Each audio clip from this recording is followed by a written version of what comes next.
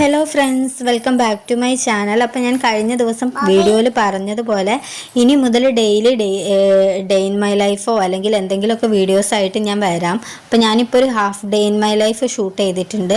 അപ്പോൾ രാവിലെ ഏകദേശം ഒരു 7:30 ആയിട്ടോ എണീക്കുക. നല്ല മഴയായിരുന്നു.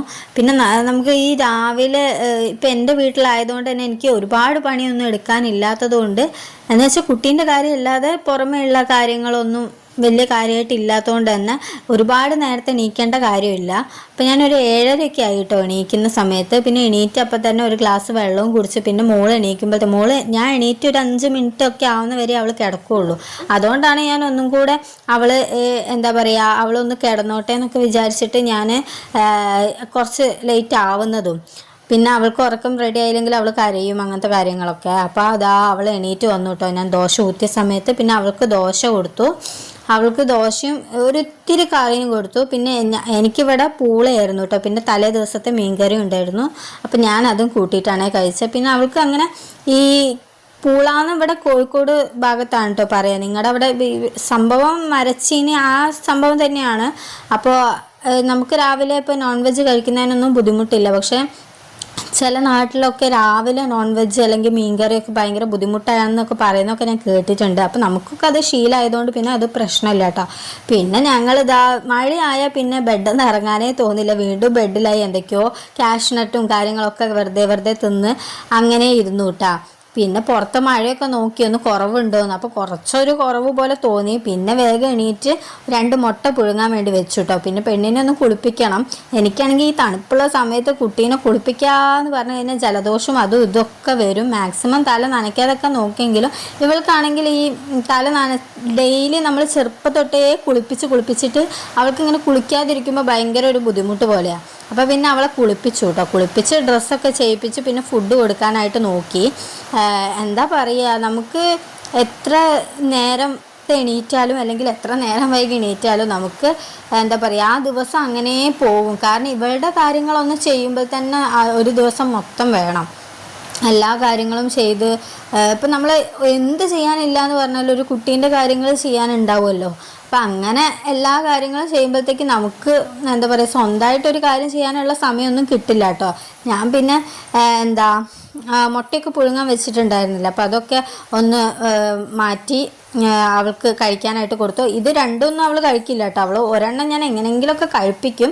പിന്നെ ഒരെണ്ണം എനിക്ക് വേണ്ടി എടുത്താ കേട്ടോ. ഞാനും ഇതേപോലെ തന്നെ ഞാനും അവളുടെ കൂടെ ഇരുന്ന് കഴിക്കുന്ന സമയത്തേ ഉള്ളൂ. അല്ലാതെ അവൾ ഉറങ്ങുമ്പോഴോ അല്ലാത്ത സമയത്തൊക്കെ ഞാൻ പോയിരുന്ന് കഴിക്കുക അങ്ങനത്തെ പരിപാടികളൊന്നും ഇല്ല.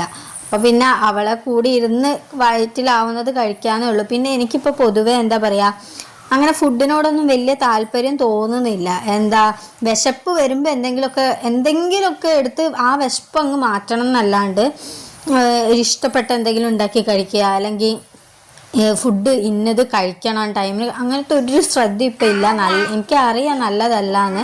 പക്ഷെ നമ്മൾ കുറേയൊക്കെ വിശപ്പുള്ള ഇഷ്ടമുള്ള സമയത്തൊന്നും കഴിക്കാൻ പറ്റാതെ ഇപ്പം നമുക്കറിയാലോ ഒരു കുട്ടീനെ നോക്കാൻ കൈമാറാൻ വേറെ ആരും ഇല്ലാതെ നമ്മൾ തന്നെ നോക്കി അങ്ങനെ ശീലമായിട്ട് ഇപ്പം എന്താ പറയുക ഫുഡിനോടൊന്നും വലിയ താല്പര്യം ഇല്ലാതെ തന്നെ ആയി എന്നുള്ളതാണ് സത്യം. എനിക്ക് മാറ്റണം എന്നുണ്ട്, പക്ഷെ അതങ്ങനെ മാറുന്നില്ല എന്നുള്ളതാണ് സാഹചര്യം. പിന്നെ അവളെ ഞാൻ കഴിക്കാൻ വേണ്ടിയിട്ട് അവളെ ഒറ്റയ്ക്ക് അങ്ങനെ കഴിച്ചോളും. ഞാൻ അവിടെ അടുക്കളയിൽ നിന്ന് ഇങ്ങനെ നോക്കി അവളെ കാണാം കേട്ടോ. അപ്പം ഞാൻ അപ്പോഴേക്ക് എന്തായാലും അവൾക്ക് ഉറങ്ങാനുള്ള ടൈമൊക്കെ ഏകദേശം ആവാനായി. അപ്പോഴേക്ക് പാലൊക്കെ ഈ ബദാമും അതുപോലെ തന്നെ നമ്മുടെ ഡേറ്റ്സ് ഇല്ലേ അതും കൂടെ വെള്ളത്തിൽ തലേ ദിവസം ഇട്ട് വെച്ചിട്ട് അതും കൂടെ പാലിൽ അരച്ച് ചേർത്താൽ നല്ലതാണ്. അപ്പം അങ്ങനെ കൊടുക്കാമെന്ന് വിചാരിച്ചു. പിന്നെ ഡെയിലി കൊടുക്കില്ല, കാരണം എല്ലാം ഡെയിലി അങ്ങനെ കൊടുക്കില്ല, മാറി മാറി കൊടുക്കുള്ളൂ, എന്നാലേ അവൾ കഴിക്കുകയുള്ളൂ. അപ്പോൾ പിന്നെ ബെഡൊക്കെ ഞങ്ങൾ അലമ്പാക്കിയിട്ട് പോയതുകൊണ്ട് അതൊക്കെ എല്ലാം തട്ടി ഒന്ന് വിരിച്ചേക്കാമെന്ന് വിചാരിച്ചു. പാലെന്തായാലും ചൂടാറണം. ആ സമയം കൊണ്ട് ബെഡൊക്കെ തട്ടി വിരിച്ച് കുറച്ച് ചോറ് കൊടുക്കാമെന്ന് വിചാരിച്ചു കേട്ടോ. അവൾക്ക് ഓൾറെഡി വിശപ്പൊക്കെ ഈ മുട്ട കഴിച്ചപ്പോൾ തന്നെ പോയിക്കണ്. എന്നാലും എൻ്റെ സമാധാനത്തിന് വേണ്ടി ഞാൻ ഇത്തിരി ചോറ് കൊടുക്കും കേട്ടോ, എന്നിട്ടേ ഉറക്കുള്ളൂ. എന്താ പറയുക നമ്മൾ എത്ര അടുക്കി വെച്ചാലും ഇപ്പോൾ കണ്ടില്ല അവൾ വീണ്ടും എടുത്തുകൊണ്ട്.